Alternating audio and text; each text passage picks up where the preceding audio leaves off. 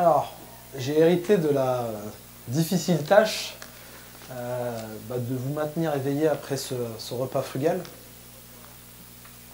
Ce qui est bien, c'est qu'on est déjà au gymnase. Parce que le plus dur, c'est quand on est à l'amphi, là, parce qu'on est dans les sièges bien confortables, et puis on aimerait se laisser aller. Alors, l'intervention que j'ai à traiter, elle est sur le tir. C'est à la fois une intervention ou un thème plutôt classique. On retrouve souvent dans la formation le tir. Et à la fois, j'ai voulu aussi, outre les exercices que je vais vous présenter, le traiter d'un point de vue pédagogique. Et comme j'ai fait ce matin sur le jeu rapide, je vais commencer par une histoire. Alors, c'est l'histoire d'un jeune entraîneur qui démarre sa formation d'entraîneur, qui commence à avoir une équipe. Et comme beaucoup d'entraîneurs qui commencent, il a ce besoin absolu que les choses soient très cadrées, qu'il y ait beaucoup de contrôle.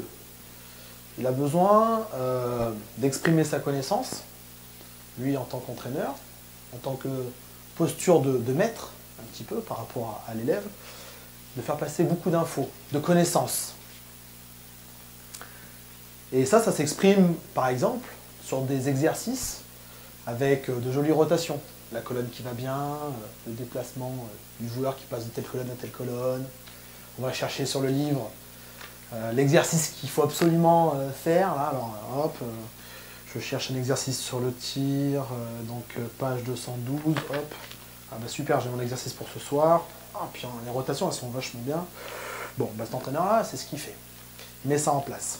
Ça s'exprime aussi sur le travail du tir par... Quand on est jeune entraîneur, là, comme cet entraîneur-là, plein d'enthousiasme, plein peut-être de connaissances techniques, et ben on essaie de retranscrire tout ça à ses joueurs, parce que c'est bien. Si moi j'ai toute cette connaissance-là en tant qu'entraîneur, je vais essayer de la donner à mes joueurs et à mes joueuses. Cet entraîneur-là, c'était ni plus ni moins que moi quand j'ai commencé à entraîner. Alors je ne sais pas si c'est la sagesse, mais plus le temps passe et plus je me dis qu'on est plutôt bien formé dans les connaissances en tant qu'entraîneur. Parce qu'on a beaucoup de contenu, enfin, puis aujourd'hui avec Internet c'est extraordinaire. Vous tapez exercice de tir, entre ce qu'on peut proposer en France et ce qu'il peut y avoir aussi sur les sites notamment américains, mais vous pouvez être gavé. Des bouquins, il y en a. Mais là où je trouve où on n'est pas encore assez fort aujourd'hui dans nos formations, c'est sur les aspects pédagogiques. C'est comment est-ce que effectivement on permet à nos joueurs et à nos joueuses de progresser le plus possible, d'exploiter son propre potentiel. Et par rapport au tir, c'est quelque chose qui est très très très particulier. Donc voilà, je voulais introduire le sujet par ça, parce que effectivement, moi quand j'ai commencé à entraîner, j'ai fait énormément de travail analytique avec mes joueurs. J'ai souvent aussi des échanges avec mes collègues entraîneurs, notamment parce que sur le pôle espoir, on est en charge des jeunes du lundi à l'entraînement jusqu'au vendredi matin à l'entraînement, mais le vendredi soir, ils retournent dans leur club. Et forcément, il faut qu'il y ait un lien qui se fasse entre les entraîneurs ici au pôle et l'entraîneur de club, notamment de façon à ce que le gamin soit suivi. Et on échange souvent par rapport au tir, et on se retrouve souvent dans ces difficultés-là, où on a l'impression de ne pas pouvoir transformer gestuellement un gamin. Alors à ça, il y a plusieurs choses, pour moi. Il y a le fait que déjà sur une certaine catégorie, là, comme la catégorie minime, celle dont j'ai en charge, c'est encore plus vrai sur les U17, on peut difficilement, c'est pas infaisable, ça va dépendre des personnes et de l'investissement qu'elle est prête à mettre. Mais on peut difficilement décabler pour pouvoir recabler derrière. Vous prenez l'image d'une armoire électrique. Voilà. Donc les lumières ne sont pas dans toutes les pièces, mais bon, il y a l'éclairage minimum pour pouvoir fonctionner. Et moi, je suis électricien, j'ouvre l'armoire électrique et j'enlève tous les câbles, tous. Et là, boum, la lumière tombe, on est dans la nuit complète. Il va falloir que je recable derrière. En plus, je suis dans le noir, j'ai du mal à voir si effectivement je suis bien en train de recabler comme il faut, pour que peut-être on arrive, quand j'aurai fini tous ces travaux-là, à ce que la lumière soit dans toutes les pièces. Et bien, le joueur fonctionne un peu de la même manière, le joueur et la joueuse. J'entends par là que lorsque le joueur va se retrouver complètement dans le noir, c'est une crise de confiance énorme. Est-ce que le joueur, la joueuse est prêt à accepter ça? Se dire, je vais revenir à l'instant zéro de mon tir. Est-ce que la joueuse va le supporter dans le temps de revenir à l'instant zéro? Parce que quand on déconstruit complètement un tir, j'avais 20% de réussite à 3 points, ok, c'est un pourcentage très très moyen, voire faible, mais au moins, j'en mettais 2 sur 10. Donc j'en mettais un de temps en temps. Là, je déconstruis tout, je reviens à 0. 0, 0. Parce que je suis prêt à l'accepter. D'aller vers cette direction-là. Combien de temps ça va durer? Et puis, il y a aussi des armoires électriques qu'on ne peut pas décaper. Voilà. Parce que les choses sont installées. Ça, c'est le premier préambule. Le deuxième préambule, c'était de se dire que je pense que notre culture basketballistique, qui est une culture très technique, nous a fait peut-être aller trop loin pédagogiquement par rapport à ces aspects techniques-là. J'ai eu la chance de pouvoir faire 2 voyages d'études, un en Serbie et un en Espagne. Donc Greg, vous avez vu l'intervention sur l'Espagne ce matin? Voilà, donc Greg vous en a parlé. Bon, l'Espagne est une nation correcte dans le tir, pas une super nation. Voilà, les Serbes, c'est une grosse nation. Et sur ce que j'ai pu voir en Serbie, finalement, je me suis aperçu... Alors moi, je m'attendais déjà à ce qu'ils fracassent les gamins, que ça soit hyper dur, machin. Non, faux. Chez les jeunes, c'est des vrais pédagogues. Des vrais pédagogues. Et ils étaient arrivés à fixer 1 ou 2 trucs. Mais juste 1 ou 2 trucs par rapport au tir. Et tous les gamins, bizarrement, par rapport à ce que moi, je m'attendais du truc, ils avaient tous effectivement une gestuelle qui était une bonne gestuelle. Alors, je vous parlais de ces 1 ou 2 trucs. Mais du coup, ça m'a interpellé. Parce que nous, comment on fonctionnait, c'était de se dire, voilà, bon, bah, le gamin, on était dans une espèce de vision parfaite du tir, en se disant, il n'y a que ce tir-là qui peut fonctionner. On faisait souvent l'analogie avec l'athlète, en disant, l'athlète, le sprinter, il faut qu'il ait des gammes d'appui qui soient nickel, si un jour il veut pouvoir performer sur le 100 mètres. Et c'est vrai que c'est mieux d'avoir une bonne gestuelle dans le basketball pour essayer de réussir.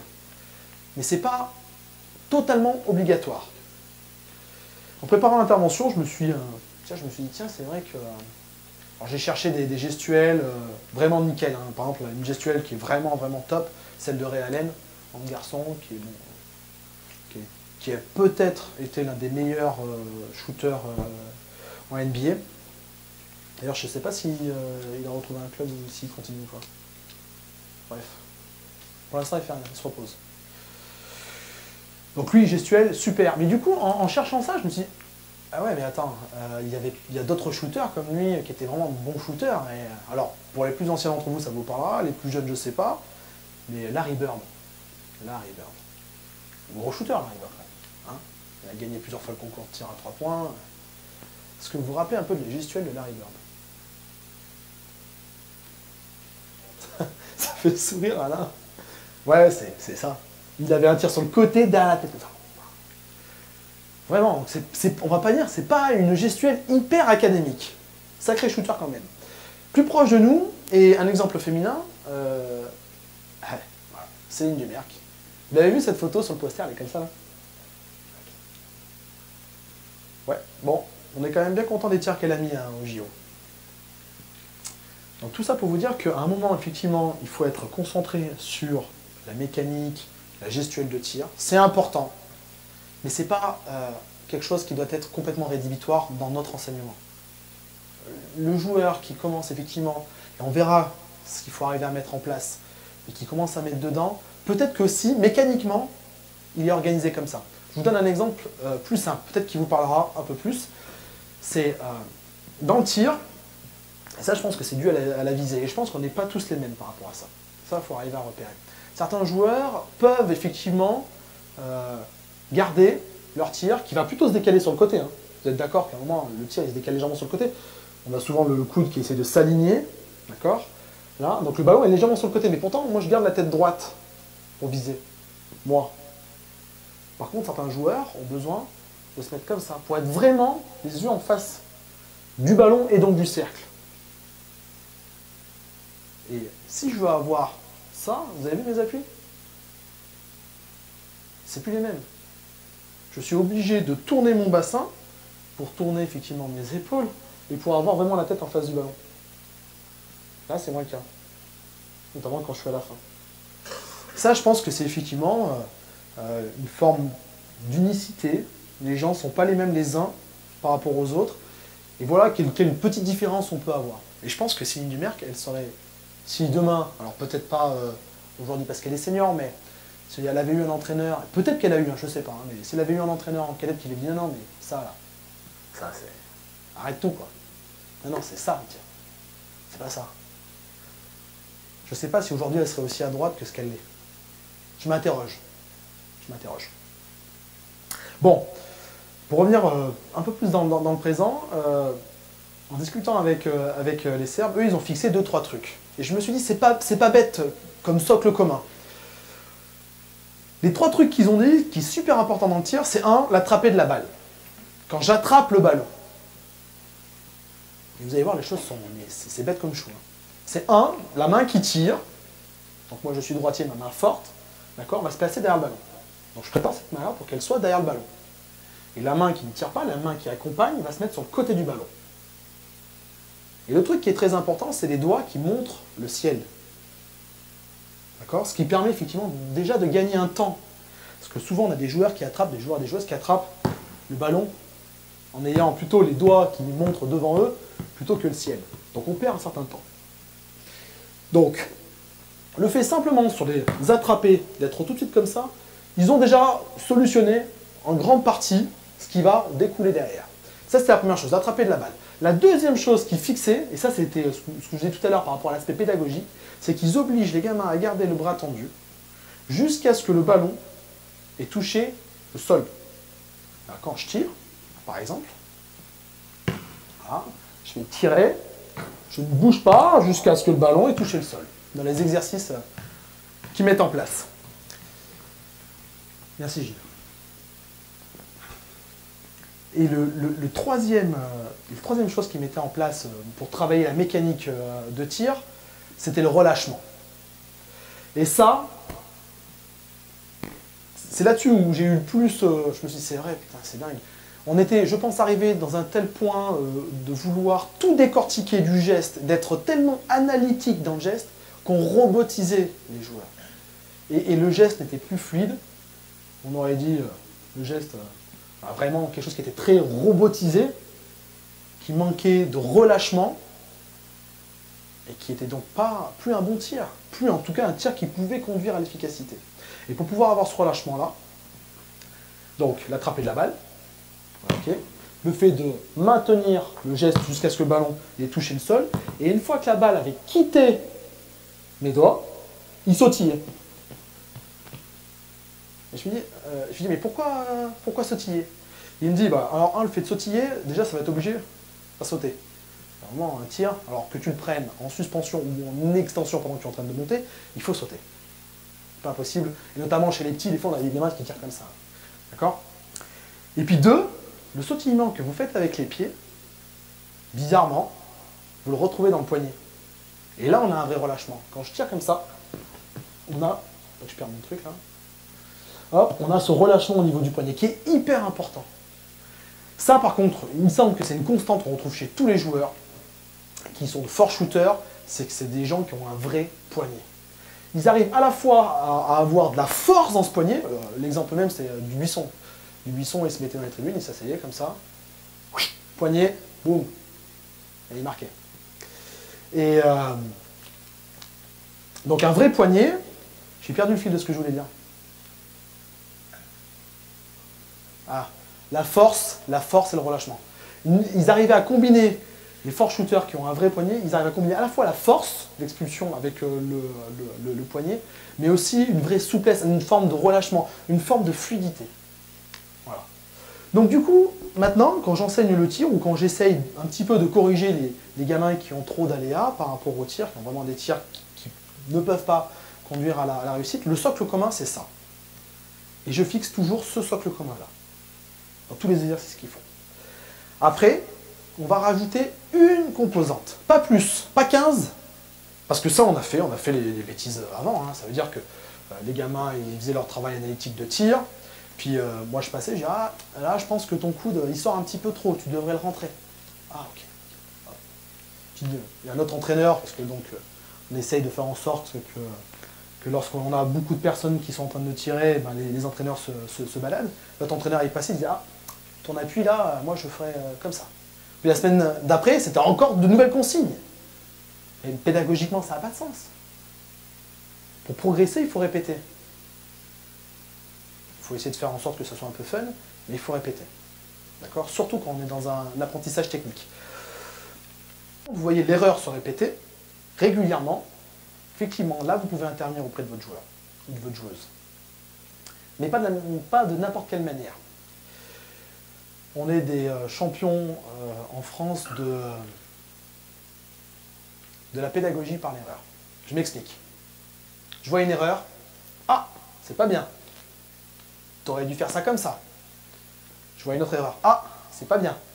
T'aurais dû faire ça comme ça. C'est pas bien, c'est pas bien, c'est pas bien, c'est pas bien. Croyez-moi, quand on vous dit tous les jours, c'est pas bien, comment est-ce que vous construisez psychologiquement un mental de champion? Comment est-ce que vous allez prendre votre tir quand on vous a dit c'est pas bien, c'est pas bien, c'est pas bien, c'est pas bien? Je peux vous dire qu'à un moment, vous allez forcément croire que c'est pas bien, de façon générale, que vous n'êtes pas bon, quoi. Donc à un moment, il faut que nous aussi, en tant qu'entraîneurs, on ait cette vigilance-là pour parler aussi de tout ce qui est bien. De le pointer du doigt, de le faire voir, de dire c'est bien. Bravo. Bravo dans l'ensemble de la pédagogie qu'on met en place et dans le tir aussi. Alors vous allez me dire, oui, mais on n'est pas dans un monde de bisounours, il y a des choses à un moment qui ne sont pas bien, et il faut aussi les pointer du doigt. Oui, bien sûr. Alors, 3 possibilités. Vous fermez les yeux. Parce qu'à ce moment-là, ça ne mérite pas, effectivement, comme on l'a dit, il n'y a pas reproduction de l'erreur. Vous fermez les yeux et on met à la poubelle. C'est pas de moi. Hein. C'est un collègue, un spécialiste de la com qui vient du rugby, qui m'a donné ces solutions-là, Fabrice Brochard. Lui, il me disait, voilà, t'as ça, qu'est-ce que tu fais? T'as une erreur qui se reproduit, qu'est-ce qu'on fait? Ok, on oublie. Ferme les yeux, on met à la poubelle. Tu as remarqué l'erreur, mais l'intensité de l'entraînement, l'humeur du joueur fait que c'est pas le bon moment pour en parler. Tu mets au garage et tu y reviendras plus tard, à un moment plus propice. Par exemple, quand le joueur est en train de boire un coup entre 2 exercices, vous allez voir la joueuse, tranquillement, vous dites qu'est-ce que tu as pensé de ce tir-là? Et là, l'idée, c'est de la faire verbaliser, de lui faire dire les choses. Ça a des avantages. Un, de permettre effectivement à la joueuse d'être sûre qu'elle a bien compris. Quand on verbalise les choses, au moins je suis sûr qu'on est bien sur la même longueur d'onde. Alors que si je le dis directement, je ne suis pas sûr.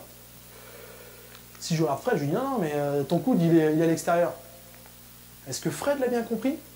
De la même manière que moi, j'aimerais qu'il le comprenne? Pas sûr. Pas sûr. Donc ça a cet avantage-là. Et puis 2, quand on verbalise, on est acteur de sa propre formation quelque part. C'est beaucoup plus motivant, on arrive beaucoup plus à s'approprier les choses de cette manière-là. La 3e possibilité, c'est une forme d'auto-analyse. Je m'explique. C'était quelque chose qui était difficilement possible sur des niveaux intermédiaires. Et même nous, là, on a un petit peu de matériel, c'était compliqué de filmer les gens. Tiens, tu tires, machin, hop. Tu vas voir après la vidéo. On a fait des trucs, hein, mais c'était des usines à gaz avec un chariot, une télé, un magnétoscope et tout le merdier. Vous faites ça 15 jours, puis après, ça vous prend tellement la tête que vous ne le faites plus. Sauf qu'aujourd'hui, on a tous des smartphones. Vous savez, l'iPhone, machin et tout ça. Et sur ces téléphones-là, 80% des gens l'ont, on va dire. Sur ces téléphones-là, vous avez toujours une fonction pour pouvoir filmer. Et là, sur votre exercice de tir, ça c'est génial. Vous tirez, vous êtes derrière, hop, on recule un petit peu. Et puis après, faites voir au joueur, à la joueuse, bah, tiens, regarde là, est-ce que tu peux me parler effectivement de la position de ton coude? Qu'est-ce que tu en penses? Souvent, le joueur ou la joueuse dit « Ah ouais, j'avais pas réalisé. Je pensais que... » Parce que c'est vrai qu'il me disait souvent « Mon coude, il sortait trop. » Mais du coup, là, je comprends mieux. Parce que moi, tu me le disais, mais je pensais qu'il sortait pas autant que ça. Là, j'ai vu. Je comprends un peu mieux. Il y a un autre truc qui peut être intéressant par rapport à la vidéo. Une autre forme de pédagogie, c'est le mimétisme. C'est de se servir du modèle. Si vous êtes vous-même fort joueur, fort shooter, avec une mécanique de tir vraiment intéressante, vous pouvez démontrer. Pas le cas de tout le monde. Si vous n'avez pas ces qualités-là, vous ressortez à nouveau le téléphone, vous vous êtes débrouillé pour trouver la belle gestuelle de Ray Allen, et dire rien. Tu vois? Voilà, la gestuelle de tir, c'est ça. Parce que ça peut nous paraître évident, nous, voilà, on a appris techniquement que la gestuelle c'était ça, parce qu'on a suivi des formations pour ça. Le joueur, on ne sait pas. D'accord? On ne connaît pas sa culture. Enfin, moi, je vois pour les garçons, voilà, ouais, ok. Voir des images de NBA avec LeBron James qui se matchent, là, ça, ok. Ça, ils envoient des images. Maintenant, voir beaucoup d'images de notre championnat, pour eux, c'est inaccessible. Voilà. Mais voir juste des images de shooters en NBA, vous tapez top 10 NBA, vous pouvez être sûr que la première page, toute la première page de lien, c'est que des snatchs, hein. C'est que des dunks. Pas des tirs à 3 points. Hein. Donc, vous devez aussi participer un petit peu à permettre à vos joueurs et vos joueuses de pouvoir, effectivement, peut-être avoir un modèle par rapport à ça. Et là, le téléphone sert bien. Ok, il me faudrait, quand tu auras fini ton texto, Quentin, tu vas venir avec moi. Allez, viens. Hein? T'es volontaire? Allez, à taille 6. Alors, il y a deux grands champs. Il y a l'aspect un peu analytique, dont on a parlé un petit peu là. On va voir 2-3 petits exercices. Fred Aubert, qui est un préparateur physique, qui a longtemps bossé pour la Fédération française de basket, il disait « vaut mieux un petit peu souvent que beaucoup une fois ». Je me dis ça c'est super bien, parce que du coup je m'en sers à chaque formation de cadre, je sors ma petite phrase « vaut mieux un petit peu souvent que beaucoup une fois ». Et c'est vachement intéressant parce que c'est très vrai, on va être dans la répétition, et plutôt que de se dire on va faire un gros cycle de tir, non, on fait du tir tout le temps. Il y a certaines composantes aujourd'hui, comme le tir, comme le jeu rapide pour moi, qui sont des choses qui doivent nous suivre tout au long de l'année. Tout ce qui est gamme analytique de tir, je pense que c'est quelque chose qui doit suivre le joueur, alors de façon vraiment beaucoup sur le joueur qui débute, le joueur ou la joueuse qui débute, hein, il faut qu'il en fasse beaucoup pour acquérir la technique de tir, et puis après il faudra tout le temps en faire un petit peu tout au long de sa carrière. Même les joueurs pros. Même les joueurs pros. Alors ça les anglo-saxons ils en sont friands, mais vous voyez souvent... les joueurs, quand ils s'échauffent, on commence proche du cercle. Dirk Nowitzki, je commence proche du cercle, je fais attention à la mécanique. Oh, puis il recule, je fais attention à la mécanique. Et il fait ça tout le temps, tout le temps, tout le temps. Comme le pianiste qui révise ses gammes. Ok? Donc, petit exercice analytique, on commence. Je vous ai parlé tout à l'heure de cette qualité de poignet qui me semblait fondamentale. Alors, tu vas commencer comme ça, Quentin. Tu vas te mettre tout de suite en position de tir avec le poignet rétroversé, le coude à 90, relativement proche du cercle. D'accord? Tu vas positionner ta main à côté mais sans toucher le ballon et tu vas venir tirer. L'idée c'est que tu mettes le ballon dans le cercle sans toucher le cercle. Tu t'approches. D'accord? Hop. Alors, commence bien comme ça. Voilà. Je veux vraiment que tu commences comme ça. Donc du coup, avant, on avait peut-être tendance un petit peu à commencer comme ça. On se pose un peu des questions sur ça parce que ça, c'est pas un mouvement de tir. Ça, c'est parce que je suis à une main. D'accord? Le vrai mouvement de tir, de toute façon, je commence toujours comme ça. Donc c'est pour ça qu'on a fait démarrer comme ça. Voilà. Et là, tu tires. N'hésite pas à réfléchir. Donc, petit exercice qu'on répète, qu'on répète, qu'on répète, qu'on répète, qu'on répète, qu'on répète, qu'on répète. L'idée, c'est effectivement, systématiquement, d'essayer de scorer sans toucher le cercle. Petit jeu que vous pouvez faire avec les gamins, d'accord? Alors, il ne faudra pas aller trop loin parce qu'après, le truc est complètement dénaturé. Mais on peut commencer très proche du cercle. Je score sans toucher le cercle. Je recule d'un demi-pas. Je score en touchant le cercle, je ne bouge pas. Je ne score pas, j'avance. Voilà. Petit truc... rapide que vous pouvez mettre en place avec vos joueurs et vos joueuses. Autre truc qui est intéressant dans la gestuelle de tir, donc là ce qui est vraiment intéressant c'est vraiment d'éduquer le poignet à cette force et à cette souplesse qu'il doit avoir. Tu vas commencer avec le ballon sur la cuisse, juste au-dessus du genou. Voilà. Le poignet il est plat. D'accord? Donc là, sans rentrer trop dans les aspects techniques pour ne pas les bombarder d'informations, faites quand même attention que les appuis soient alignés, qu'on ne se retrouve pas sur des choses qui soient trop... Quand tu vas fléchir, d'accord, tu vas casser ton poignet vers l'arrière, et après, derrière, tu vas effectuer ton tir. Ok? Si je te fais la démo, ça donne ça. Tu vois un peu le truc? Je suis ici, quand je vais fléchir, hop, je casse le poignet vers l'arrière, et j'enchaîne. Ok? Tu y vas?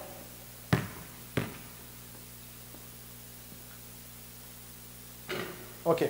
Maintenant, on rajoute les composants dont on a parlé tout à l'heure. Tu vas faire la même chose. Par contre, je veux que tu gardes le bras tendu jusqu'à ce que le ballon ait touché le sol. d'accord? Et derrière, tu sautilles. Ok? Sautille, sautille, sautille. Voilà. Faites attention, il y a des tricheurs. Hein. Ouais, je décolle juste, je suis un peu fainéant, d'accord? Donc, pas hésiter effectivement à sauter. Ok? Tu dois vraiment sentir du relâchement. Continue. Alors, tu fais attention à tes appuis, si tu veux bien, hop, ramener un peu les appuis. Pas trop avancer. Ouais, refais, refais. Ok. Alors, Quentin, il a un appui qui est vraiment très avancé. D'accord? Je crois que tu étais même un tout petit peu plus avancé. Bon, bref. C'est un shooter. C'est un vrai shooter. Sinon, il ne pourrait pas jouer en N3. On en ferait. Oui, c'est vrai. Ce que je veux vous dire par là, c'est que notamment sur votre catégorie là, de U17, Pierre Vincent, il appelle ça trouver la personnalité du joueur. C'est d'arriver à un moment à retrouver aussi les points forts du joueur, dans quoi il se sent à l'aise. Et ne pas avoir peur de renforcer les points forts du joueur. Quentin, il a besoin effectivement d'avancer un peu plus que le schéma classique le prévoit, son pied shooter. Vous, en tant qu'entraîneur, il faut être conscient de ça. Il ne faut surtout pas lutter contre ça. C'est quand même pas... Il n'y a rien de scandaleux, on reprend, à ce qu'il ait son appui, effectivement, voilà, qu'il soit autant avancé que ça. Je dirais certainement la chose d'une manière différente si on était avec un poussin qui apprendrait à tirer. Là, je partirais plutôt sur quelque chose de classique. Si après, je vois qu'il y a beaucoup de résistance, peut-être que j'assouplirais ma façon de faire. Par contre, avec des joueurs qui commencent à être bien câblés, très câblés, par contre, là, je ne lutte pas par rapport à ça, par rapport à ces aspects-là. Hein. D'accord? Donc, tu vas faire la même chose. Par contre, ce que je veux, c'est que tu te mettes dans le dribble, comme ça. Tu vas te mettre dans le dribble et tu vas avancer ton pied gauche, puis ramener ton pied droit et effectuer ton tir de la même manière. Ok? Tu te mets dans le dribble, tu sautilles, tu maintiens le bras. D'accord?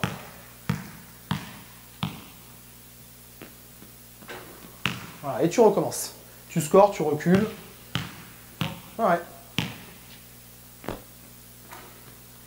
Ok, stop. Il y a un truc qui est hyper important. Alors c'est particulièrement vrai chez les filles, qui sont moins bien équipées d'un point de vue athlétique.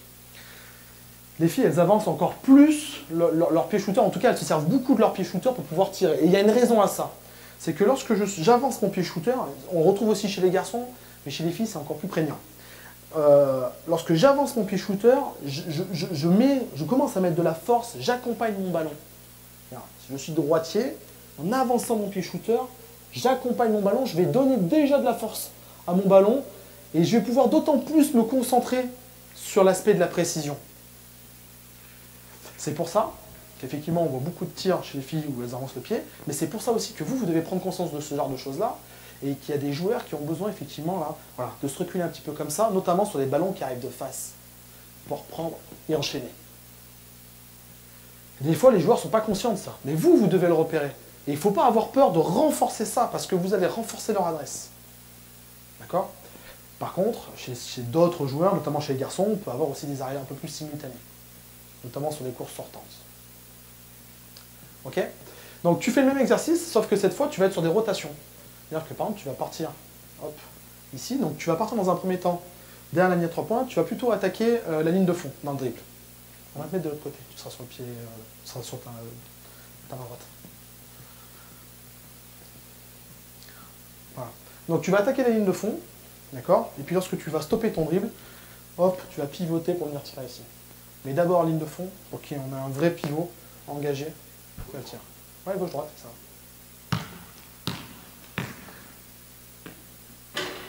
Ok. Tu reviens, par contre, je veux que vraiment tu attaques la ligne de fond et que au dernier moment tu pivotes. Je veux pas que tu amorces une courbe. Même si c'est juste hein, sur le plan du basket, là l'idée c'est de pouvoir essayer de combiner les appuis. Là tu as fait simultané. C'est ce que tu fais en match? Il reste derrière la ligne à 3 points. Si vous défendez sur Quentin, en N3, surtout vous le collez. Vous le collez, dites vas-y drive. Il ne se passera rien. Vas-y. Voilà.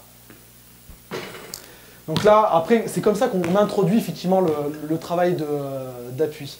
Ce travail d'appui-là, il est assez important. C'est une autre composante qu'il faut avoir absolument à l'esprit dans le tir. c'est la rythmique. La rythmique. Il faut du rythme. Pas de tir sans rythme. Pas de tir sans rythme. Et le pire du pire, c'est ce qui est paradoxal, c'est la défense de zone. Vous avez souvent droit à la défense de zone face à vous le week-end. Ce qui est terrible sur la défense de zone, alors ça dépend des niveaux, mais sur les niveaux un peu intermédiaires, on peut avoir une défense de zone qu'on appelle un peu la défense de zone un peu pot de fleurs, béton. Hein, où le premier qui sort de la raquette, il est puni. Vous la connaissez celle-là. Et donc du coup, qu'est-ce qui se passe? C'est qu'on a des tirs qui sont non pas ouverts, mais qui sont super ouverts. C'est pas normal d'avoir des tirs super ouverts comme ça. Et le joueur, quand il reçoit la balle, surtout quand il la reçoit après une passe, il se dit quoi? Il se dit, bon, j'ai eu une passe, bon, ok. Je viens de voir, je suis super ouvert. Ça me surprend. Puis deuxième chose, on vient juste de faire une passe, il faut déjà que je prenne le tir. Et c'est encore plus vrai chez les filles. Et donc là, il se passe quoi? Ah, j'hésite. Feinte, bon, feinte, ok, tu me la repasses, et puis on fait ça 3-4 fois. Bon, là, on a fait quand même 5-6 passes, je peux shooter, mais putain, c'est encore super ouvert, j'hésite. Et je suis plus dans la rythmique de tir. Un tir doit être pris de façon instantanée. Il faut qu'il parte. Alors après, il faut bien sûr avoir pu s'apercevoir que le tir était ouvert, mais un tir, il y en a qui sont capables de faire. En tout cas, moi je ne l'apprends pas. Ça peut être une spécificité d'une joueuse ou d'un joueur, mais je pense que c'est lui qui arrivera de lui-même à l'acquérir. Mais les joueurs qui sont capables effectivement de feinter et de tirer derrière, c'est dur, très dur. Très très dur. Je ne dis pas que ce n'est pas impossible, certains joueurs et joueuses qui sont capables de le faire, mais plus peut-être sur des secteurs un peu plus proches qu'à 3 points, c'est pas évident. D'accord? Donc la rythmique, elle est super importante, et on la retrouve à nouveau dans le sautiller, la rythmique. D'accord? Exercice tout bête. Donc on est toujours très concentré sur effectivement la gestuelle. Hein, d'accord? Systématiquement, tu vas reculer derrière la ligne à 3 points, rentrer dans la zone à 3 points, je te fais passe à terre, tu fais gauche-droite, tu tires. Ok? Allez, go. Gauche-droite, tire. Sautille, maintien, et tu recules et tu reviens. Gauche-droite, tire. Maintien, sautille, et on repart. Go.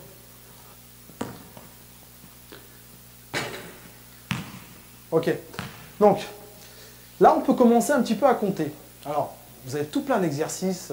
Ce qui est intéressant lorsque vous comptez, c'est surtout d'arriver à rendre ce décompte individuel. Je m'explique. Souvent, on fait des grilles de tir qui sont aux yeux de tout le monde. Il ne faut pas croire, mais les gamins se comparent. Nous, dans notre esprit, on se dit, bon, ouais, on s'en fout, machin, tout ça. Mais il vaut mieux prévoir la feuille individuelle que vous posez. Donc ça fait 10 feuilles si vous avez 10 joueuses que vous posez sur la table près du milieu, plutôt que de prévoir un tableau. Parce que les gamins et les gamines se comparent. Et forcément, tout le monde n'est pas au même niveau. On a des débutants, on a des gens qui sont déjà moyens, et on a des gens qui sont experts. On a des gens aussi, ça c'est une vérité, il faut en être conscient, qui n'ont pas le même potentiel. Qui n'ont pas le même potentiel. Il y en a qui sont, on va dire, un peu plus doués de leurs mains, et d'autres, et ben voilà, c'est des vraies truelles, quoi. C'est plus dur. D'accord? Essayer de shooter avec une truelle. Et donc l'idée, c'est effectivement pédagogiquement de se dire, voilà, on va compter, mais il n'y a que toi qui compte là-dedans, dans ce décompte-là. Aujourd'hui, tu t'es à 1 sur 10, dans un an, tu es à 3 sur 10, et c'est déjà une progression, bravo. Hein, je préfère voir, moi, les 3 sur 10 que tu mets, plutôt que les 7 sur 10 que tu loupes. Et puis, dans un an, après, bah, tu seras à 5 sur 10, et là, le joueur, lui, se voit lui-même, le joueur ou la joueuse se voit lui-même ou elle-même progresser, et pas dans la comparaison. Parce que si je suis dans la comparaison, j'étais à 1 sur 10, je me compare par rapport à la fille qui était à 5 sur 10, un an après, je suis à 3 sur 10, j'ai progressé, mais je vois que l'autre, elle est toujours devant moi, parce qu'elle met 7 sur 10. Et psychologiquement, dans l'apprentissage, c'est pas la même chose. Alors après, sur les tirs, vous pouvez aussi avoir d'autres gammes d'appui. Tout simplement, là, tu vas arrêter de faire arrêt simultané tir. J'aime bien faire la passe à terre dans un premier temps dans l'apprentissage, parce que ça donne un repère. Le ballon qui vient taper le sol, ça donne un repère pour pouvoir effectivement, à partir de ce repère-là, prendre son impulsion.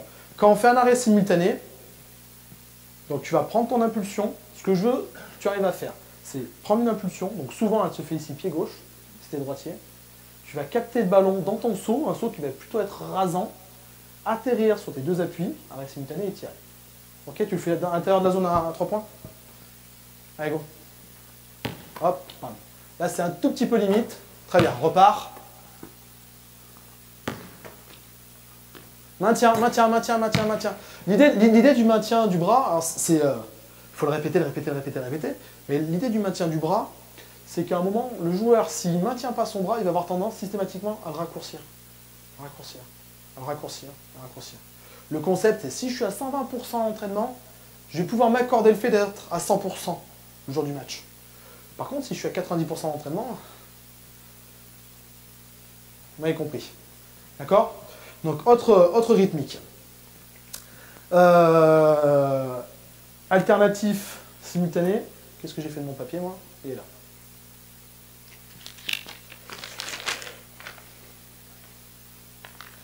Donc là, on était vraiment sur un travail qui était le travail plutôt analytique, qu'on va beaucoup faire chez le débutant, et qu'on va faire moins, mais souvent quand même, pour répéter, peut-être que 5 minutes. Vous entamez un travail, un exercice d'adresse, peut-être que 5 minutes, un peu d'analytique, mais pour replacer le geste, simplement. Et puis après, la grande partie qui fait que derrière on devient adroit, c'est tout bête. Hein. Comment on devient adroit après? En répétant, en tirant beaucoup, une fois, 2 fois, 1000 fois. Ok? Et là, l'idée, c'est d'arriver à trouver toute une sorte, tout plein d'exercices qui vont être des exercices d'ordre un petit peu plus ludique. Alors, il me faudrait un autre joueur. Un autre joueur ou une autre joueuse, peu importe.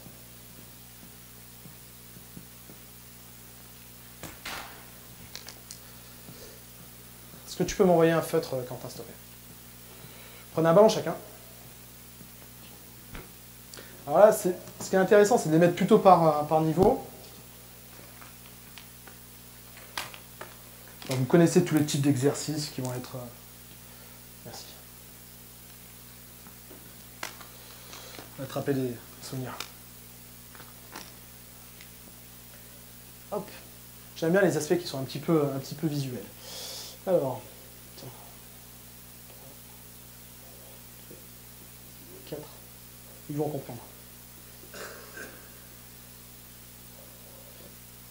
Là, Fred, et là, Quentin. Vous pouvez le faire par équipe, vous pouvez le faire en concours individuel. Voilà. Donc si je rapproche un petit peu le tableau, donc vous oubliez ce qu'il y a en bas. Là, ça, on s'en fout. D'accord? Sur ce quart de terrain, Quentin. Sur ce quart de terrain-là, Fred. Ok? On a des chiffres qui sont entourés. Ce sont des spots avec le nombre de tirs à marquer.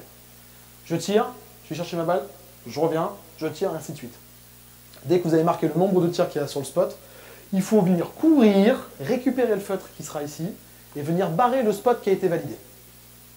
Je me fais comprendre? Ouais? C'est bon? Prêt?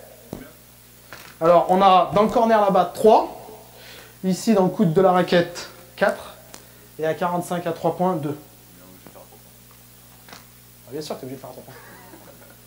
Go! Parti!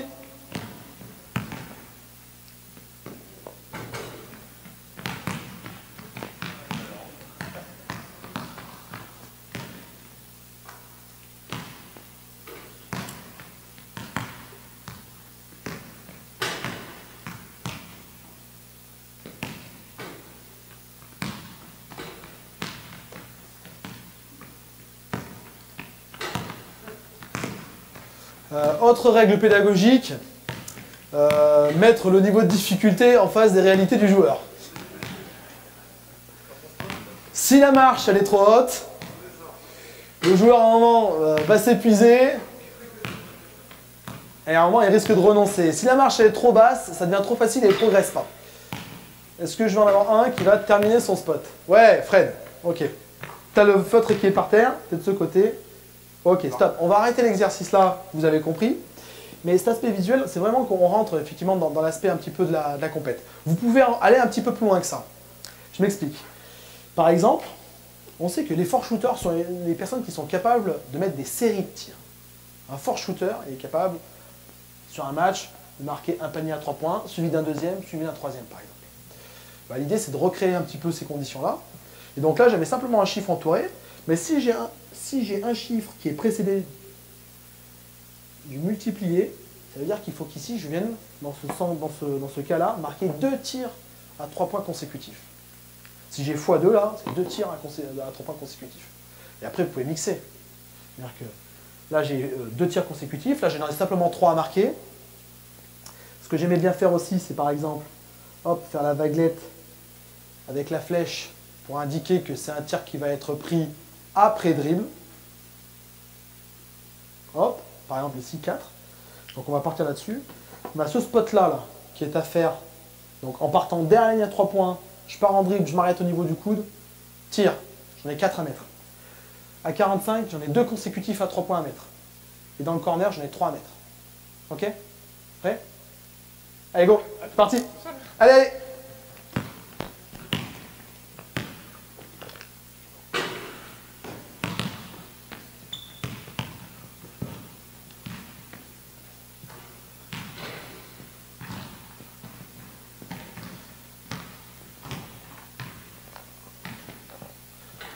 Ok, stop. Vous avez compris le concept. Il y a un petit truc qui est gênant.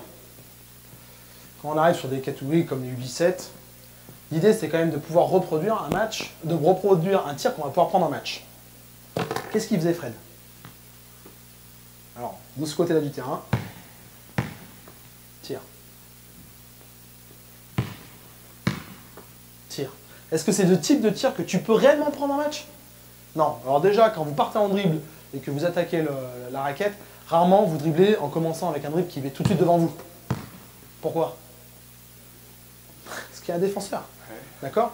Donc tu vas faire la même chose. J'aurais pu le placer aussi pour Quentin, bien sûr. Et je veux que les 2 appuis soient en face des 2 plots. D'accord? Et là, tu démarres vraiment comme si tu attaquais un défenseur. Avec un dribble qui va être un peu plus sur le côté. Et tu viens prendre ton tir ici.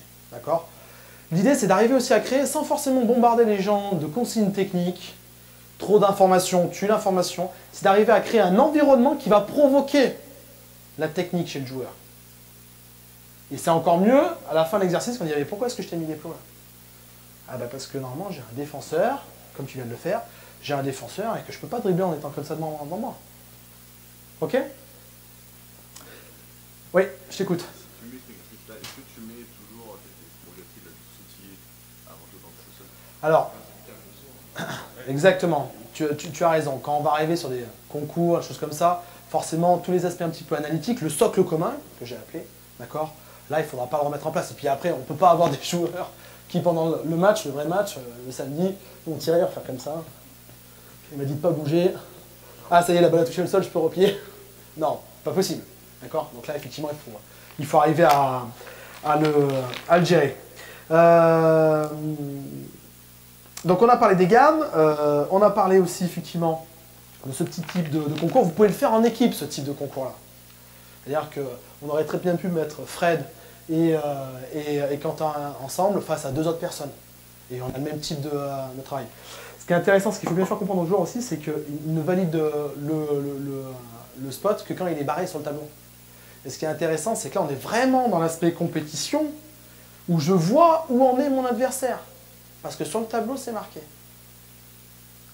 Ok? Tout à l'heure, on était sur un travail de, vous savez, les grilles de tir, où par exemple, et ça c'est intéressant parce que ça nous permet d'avoir effectivement un suivi longitudinal de la progression individuelle du joueur, on aurait très bien pu avoir aussi le type de contrats où on va retrouver cet esprit un petit peu de série. On va dire, ok, ton premier contrat que tu dois essayer de réaliser, c'est par exemple de marquer, je sais pas, 5 sur 10 à 2 points. Si tu réussis ce contrat-là, hop, tu viens marquer sur ta feuille individuelle, contrat réussi. Et il est suivi d'un deuxième contrat que je peux attaquer si bien sûr j'ai validé le premier contrat, qui sera par exemple de marquer 4 sur 10 à 3 points. Et on va enchaîner comme ça les contrats, et l'idée c'est que le joueur puisse se voir progresser aussi sur le nombre de contrats réalisés, qui doivent être les mêmes. D'accord? Tu as dû faire avec Greg. D'accord? Et là, ce qui est intéressant, c'est qu'on peut aussi aller loin. On peut aller aussi sur cette histoire de série. Tu vas valider ton contrat si tu fais 3 sur 3. Plus 1 sur 2 à 3 points. Tu vas valider ton contrat si tu fais 8 sur 10 à 2 points et que tu viens clôturer ce contrat-là en faisant 1 sur 1 au lancer franc. Et pourquoi c'est intéressant justement de jouer avec cet aspect-là par rapport au lancer franc? On reviendra sur l'aspect du lancer franc. De se dire, voilà, j'ai fait mon contrat, mais je le valide que si je marque mon lancer franc.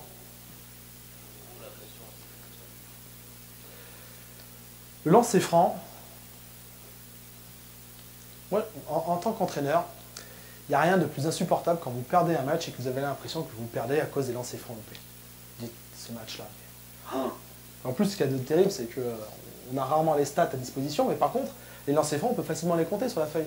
On voit le nombre de fautes qui ont provoqué effectivement un certain nombre de tirs de lancers francs, et on voit le nombre de lancers francs qu'on a marqués. Ah oui.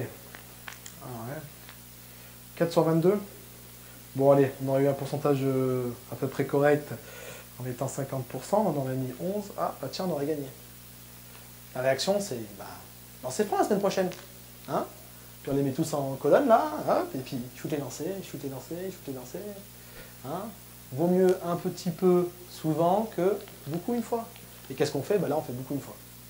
Rentabilité, j'ai un peu des doutes.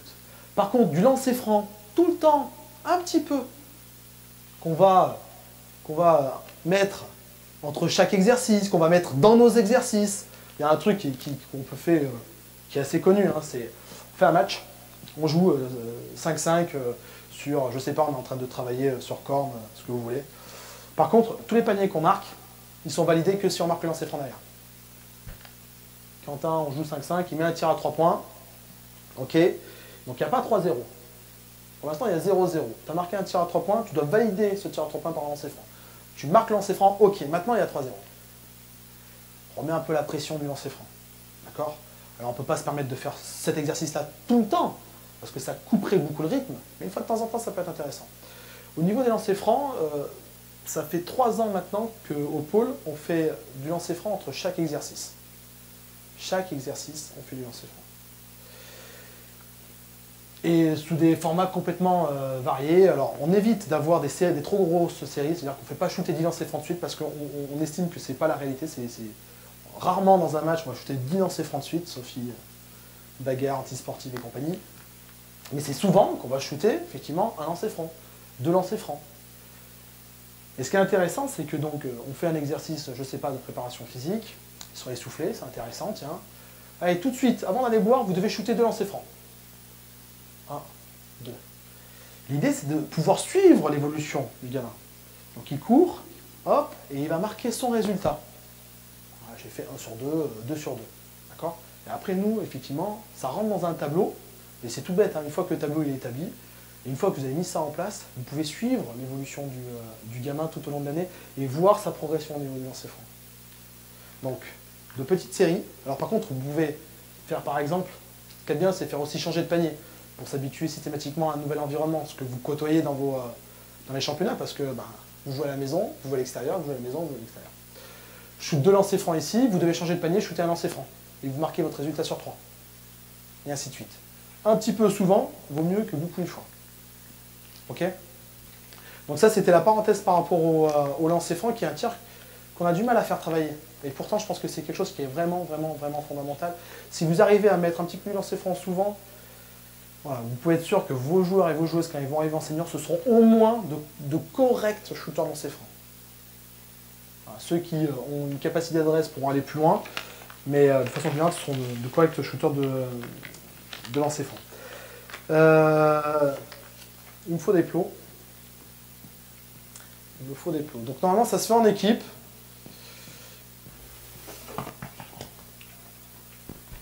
Alors là, vous allez le faire individuellement. De préférence, ça se fait en équipe. Donc Quentin, tu vas prendre un ballon. Fred, tu vas prendre un ballon. Fred, tu vas aller de ce côté.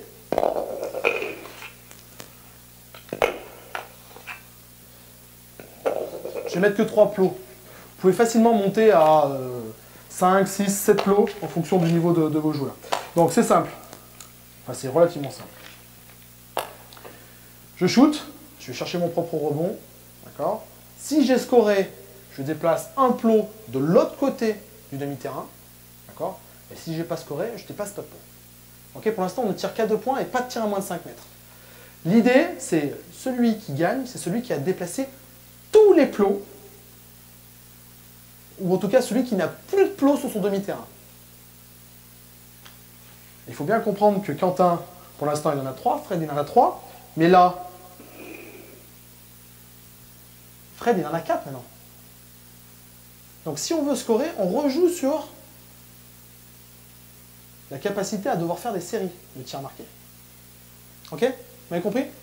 C'est parti.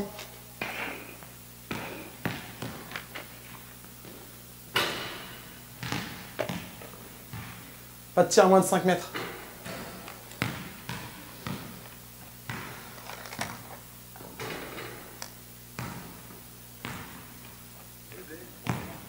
C'est mieux, ouais, si tu dribbles. Dribble.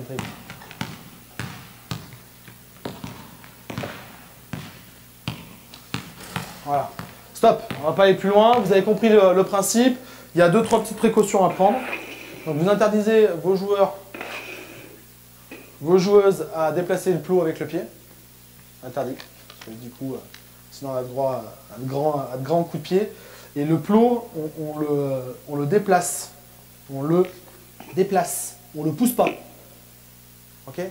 C'est celui qui a plus de plot de son côté qui gagne. Alors après, on peut amener des variantes et aller un petit peu plus loin. Par exemple, c'est le tir à 3 points, c'est 2 plots que je peux déplacer. Le tir à 2 points, c'est un seul. Il faut que je marque 2 tirs consécutifs pour pouvoir déplacer un plot. Il faut que je marque mon tir extérieur et que je vienne le valider par un lancer franc pour pouvoir déplacer un plot. Vous avez effectivement à votre disposition tout un tas d'outils pour pouvoir jouer systématiquement sur à la fois la dualité, où est-ce qu'il en est mon adversaire, ça c'est une forme de pression, d'accord, et puis sur la capacité à mettre des séries.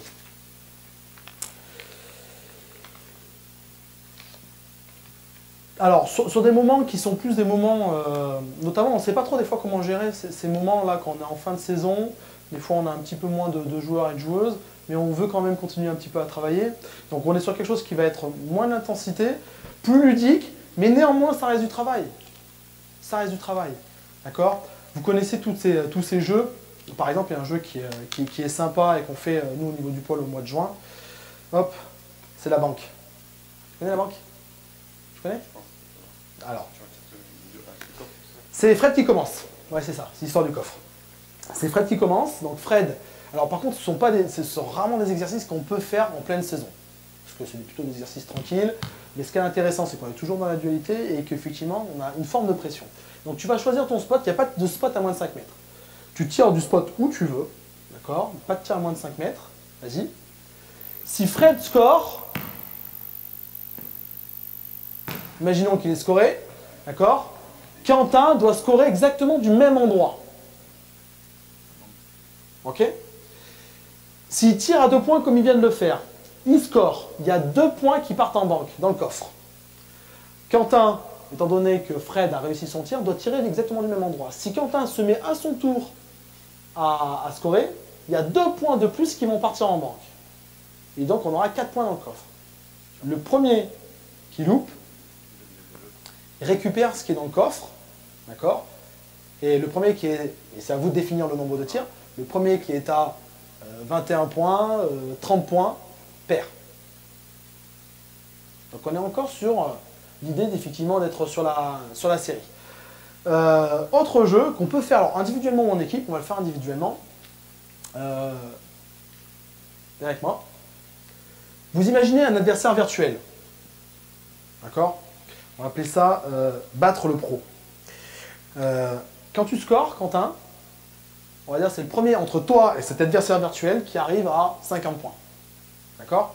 Quand tu scores, ben, tu vas marquer le nombre de points de là où tu as shooté. Tu shootes à 2 points, tu mets 2 points. Si tu shootes à 3 points, tu mets 3 points. Par contre, quand tu vas louper ton tir, c'est ton adversaire virtuel qui va marquer des points. Si tu as loupé un tir à 2 points, ça va faire 2 points pour ton adversaire virtuel. Et c'est le premier entre toi et lui qui arrive à 50. D'accord? Tu y vas? Pareil pour toi, Fred, tu joues contre un autre adversaire, on y va, go! 2 points pour l'adversaire, 2 points pour l'adversaire. 4, 4-0, des deux côtés. Donc ils ne sont pas l'un contre l'autre, hein, on est bien d'accord, hein, ils ont tous les deux un adversaire virtuel. Hein. 6, t'as shooté à 3, 7.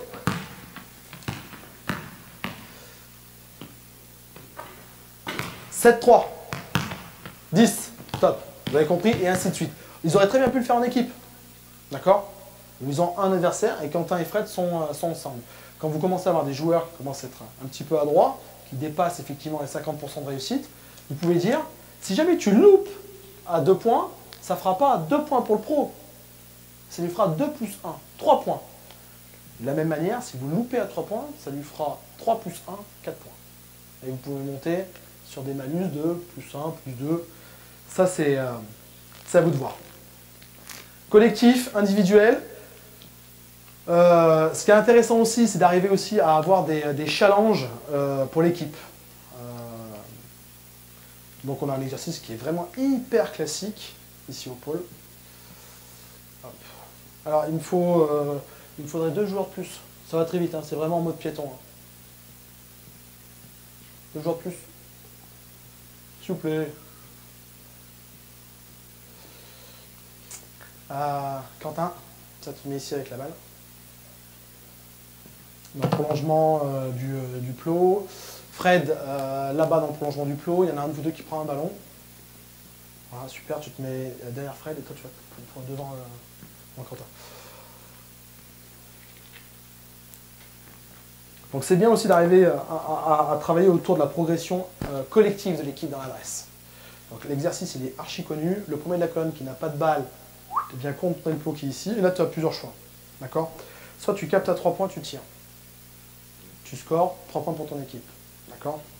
Soit tu captes derrière 3 points, tu attaques dans le dribble, un vrai drive. Hein. Tire en suspension à l'entrée de la raquette, tu scores 2 points. D'accord?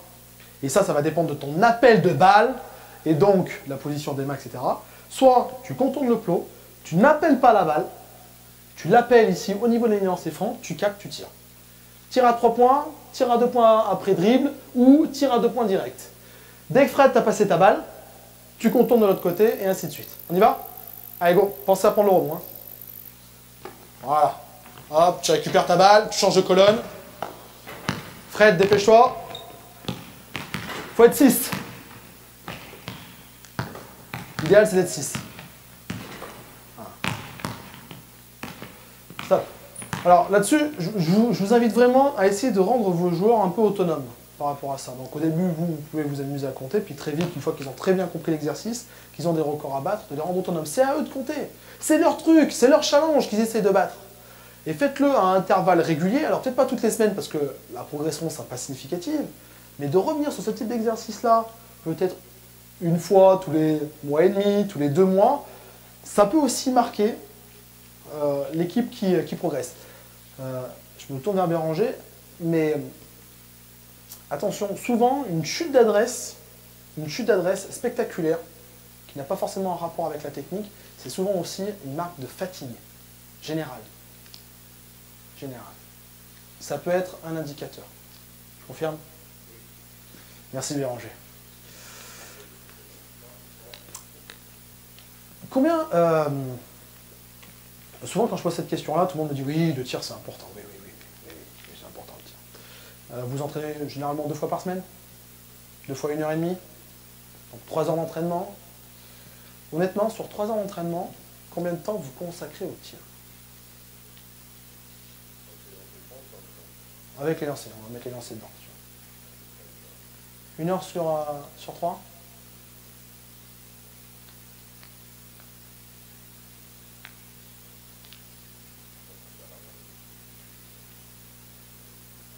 Ouais? Une demi-heure, 40 minutes? Honnêtement, si on veut vraiment commencer à progresser dans le tir, il faut qu'au moins 25% du temps d'entraînement soit consacré au tir. Ah ouais. C'est dur, hein? Parce que, attends, t'es bien gentil Yann, mais on a 3 heures d'entraînement, on nous fait de la zone, donc il faut jouer l'attaque de zone, on nous fait de la FIAFI, de la zone presse, on a les touches à voir, les machins. Ouais, mais entraîner, c'est faire des choix. Et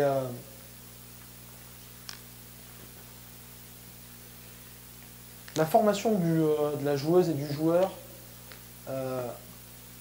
ces choix-là, il faut qu'ils soient clairement identifiés. Et accepter de se dire, bah, peut-être que je préfère peut-être rogner un peu du temps sur ce que j'avais prévu par rapport à l'attaque FIAFI, sur mes systèmes et tout ça, pour consacrer un peu plus de temps à l'adresse. Peut-être que vous n'allez pas, vous, directement tirer les fruits de votre travail. Mais au moins, vous allez accompagner la joueuse à pouvoir se développer. Peut-être que c'est que sur la catégorie supérieure qu'on verra réellement le rendu de ce travail-là. Et c'est dur parce que nous, entraîneurs, honnêtement, on est jugés par quoi? Le résultat. C'est ça qui compte. Combien d'entraîneurs ont dit, lui, Lui, cet entraîneur-là, qui vient de rentrer, lui, il a formé tel et tel joueur. Lui, c'est vraiment un très bon entraîneur. Non, non, non. Ah ouais, putain, le mec là qui vient d'entrer dans le gymnase, là, tu le connais, ouais. Dernier champion des Alpes. Ah, avec ses cadettes, là. C'est comme ça qu'on est reconnu. C'est malheureux parce que du coup, c'est vrai que dans d'autres cultures, ils ont cet aspect-là de dire, de reconnaître le coach formateur. Alors attention, hein, les deux ne sont pas forcément incompatibles. On peut aussi gagner et former. Hein. Mais voilà, à un moment, il faut se poser aussi la question des choix qu'on doit faire et du temps qu'on doit y consacrer. Il vaut mieux effectivement faire des choix tranchés en disant ça, effectivement, je ne le verrai pas. Pas tout de suite en tout cas. Je vous donne un exemple. Nous, au pôle, pourtant, on s'entraîne. On les a 5 fois dans la semaine. Hein. Quand ils sont à plein régime, ils s'entraînent 5 fois avec nous, plus une fois avec le club, et après ils jouent en championnat de France. Nous, là, par exemple, sur le travail collectif, sur les garçons, le travail du pick and roll, on n'a pas fait encore. Pas fait. Janvier. Janvier, on devrait pouvoir faire. Le travail des écrans d'emporteurs, pareil. Janvier, février. Avant, on ne fera pas. Parce qu'on doit consacrer du temps au reste. Et on a ces fils rouges, que sont le travail d'adresse et le jeu rapide notamment.